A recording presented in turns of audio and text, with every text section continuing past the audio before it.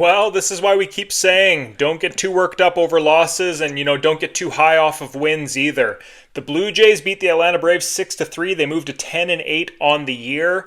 Honestly, after the way yesterday's game went and knowing you were going up against Schwellenbach for the Braves today, we didn't really like our odds in this matchup, but Kevin Gausman went out there, got the job done, and the offense pulled through, something they've been lacking all year long till this point.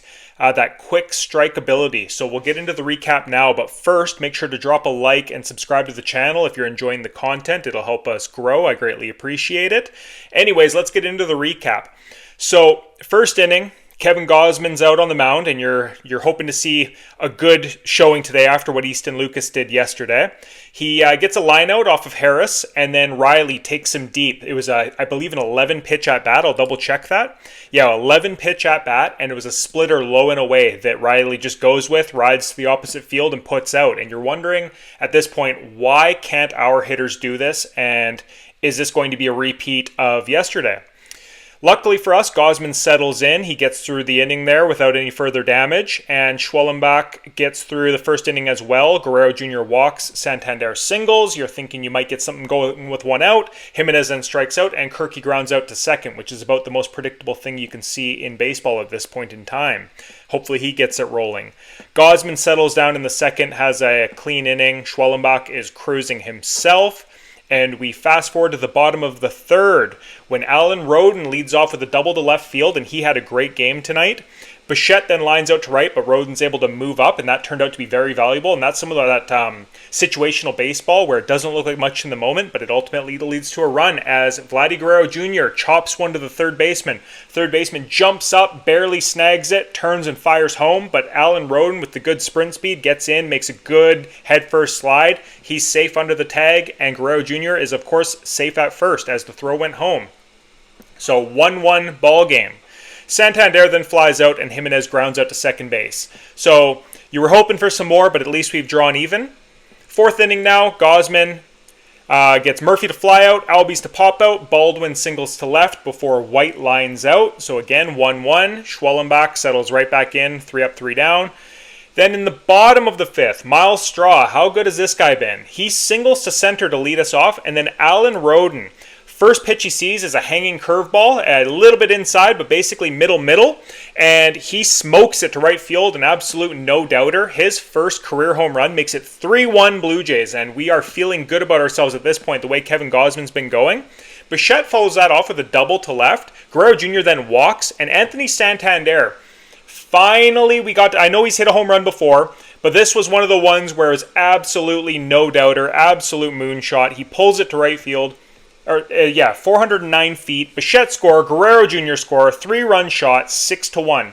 And this is that quick strike ability that we've been having work against us in previous games, finally work for us. As the Jays only amassed, I believe it was 6 hits this game. I will double check that. Yeah, 6 hits this game, but it's the 2 home runs that just put the runs on the board so quickly that we've been lacking. And it finally showed up for us tonight, and hopefully this is a sign of things to come because we need it.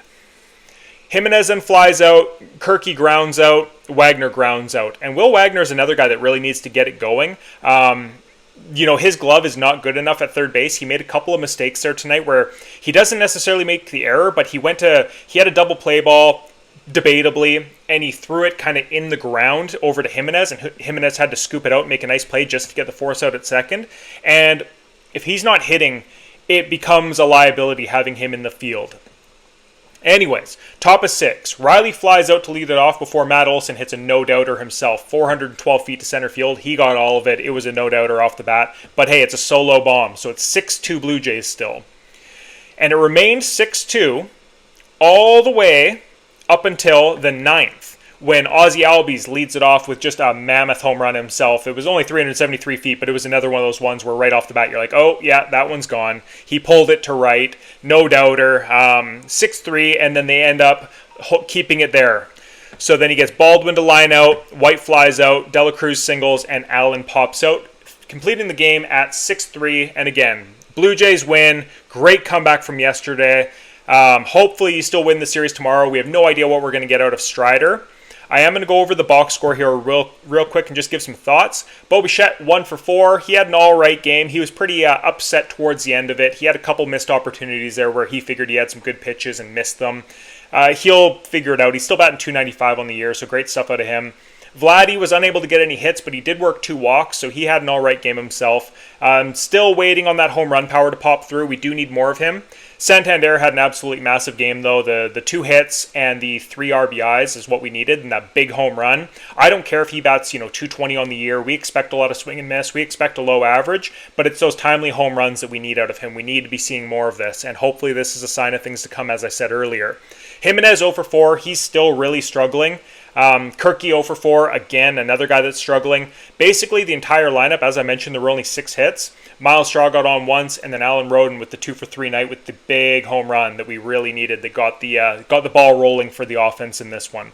On the pitching side, Kevin Gausman ran into a little bit of issues with his pitch count, as he did use 98 pitches to get through 6 innings, but it was 6 effective innings, a quality start for him, 6 strikeouts, gave up the 2 home runs, but limited the damage because he didn't have a lot of traffic on the bases, not a lot of walks or anything like that for him, so great stuff for him.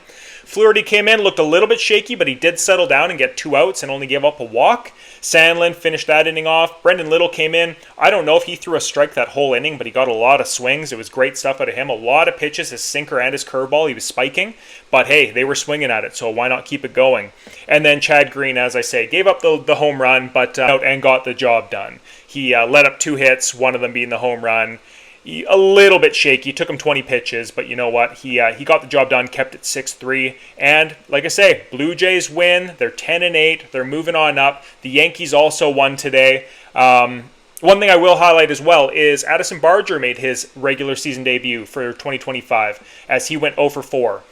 Anyways, we'll leave you off there tonight. Did you watch the game? What did you think? Excited that the Blue Jays won? Let me know in the comments below. We'll talk to you guys later.